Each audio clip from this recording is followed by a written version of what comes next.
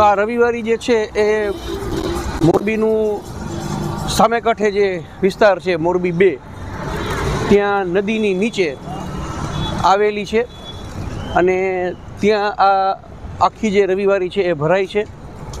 બહારગામથી બધા જે વેપારીઓ છે, ધંધાર્થીઓ છે, એ અહીંયા નાનો મોટો ધંધો કરવા માટે, પોતાની રોજી કમાવા માટે આવતા હોય છે દોસ્તો.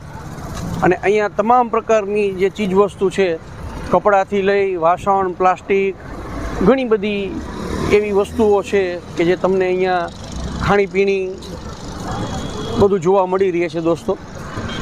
અને પબ્લિક પણ એટલું બધું અહીંયા તમને જોવા મળે છે. અમે તો હજી વહેલા છીએ, પણ જેમ જેમ દિવસ ચડતો જશે એમ એમ પબ્લિકનો જે ધસારો છે એ અહીંયા વધતો જશે.